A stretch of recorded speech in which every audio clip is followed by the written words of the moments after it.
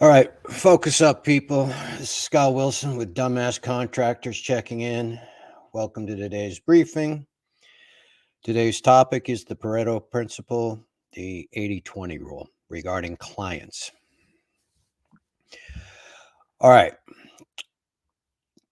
80% of your profit will come from 20% of your client base.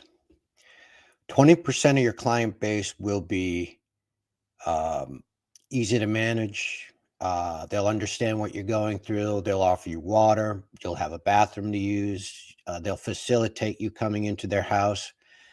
You won't have any problems with contracts, getting checks, cash flow. Those are the clients you're going to guard with your life, and you're going to service the hell out of them because that's where your bread and butter lies. And if you can build your business around that 20% of your client base, if you have 10 clients, there'll be 2 of them that will be in that group. If you have 100 clients, there'll be 20 of them that will be in that group. They go to the top of the list. They get the preferential treatment. You can charge them less money and be more profitable. For all my homeowners out there, you want to learn how to be in the preferred client group.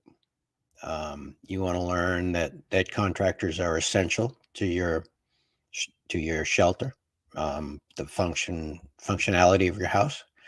The vast majority of us are reputable people who are there to provide a service for a reasonable price. The 80% of the clients out there will be interchangeable. In other words, there's another 80% are coming down the road because they've either been fired by their contractor or their contractor has fired them. They'll, on average, will do 2.5 jobs with you. And then for some reason, either you'll tell them to move on or they'll move off on their own. These folks will be typically characterized by you won't be allowed to use a bathroom. They'll tell you to leave the property, go to a restaurant or a store in town. You won't get water. There'll constantly be trust issues. Like they won't allow you in your house. You'll be accused of stealing things in the house, breaking things. It'd be hard to write the contract to get an initial agreement on price. Every progress payment as you go through the job, there'll be difficulties collecting that. They'll call you every day wondering what's going on. They'll demand that you be on their job and their job only. They'll suck the life out of you, and those are the clients that will put you in psychotherapy. You can farm that 80%. When you do work for someone who's untested, somebody new in your system, or someone who you think might be in that 80% group, you want to front load your contract. You want to be ahead of them on money all the way. My contract, I get my materials money paid in full when we sign the contract. That way, I can never be held hostage by a client who says they're not going to pay me until I get the job done, and I'm stuck holding $3,000 or $4,000 in materials costs. So that's covered. And by the time the project is 60% complete, my contract has me with 90% of the money on my side of the ledger books. A lot of times at that 60% mark, that's where these folks will balk and not write you a check. At that point, pack your tools up and leave. It's going to be a no-win situation from there on out. In New York, where I am, once the project is 80% complete, both parties have to complete the contract. They can't force you to, but sometimes folks won't allow you on the job. They'll hold your tools hostage. You got to manage these people very, very tightly. Short leash. You got to be blunt with them. You got to push back with them. They'll grind you up. They'll grind your crews up. They'll grind your subcontractors up. Unfortunately, in America today, 80% of the clients out there, a lot of it is white collar workers that don't respect blue collar workers. A lot of white collar workers are very low paid, but they feel that, they have a master's degree, so they're superior to people who actually go out there and work with their hands. I know a lot of plumbers that are making $200-300 an hour working for people who can't afford to keep a Toyota on the road. So there's that disconnect there where they think that because we're blue collar workers and they're low paid white collar workers, that we're supposed to be paid less than them. There's a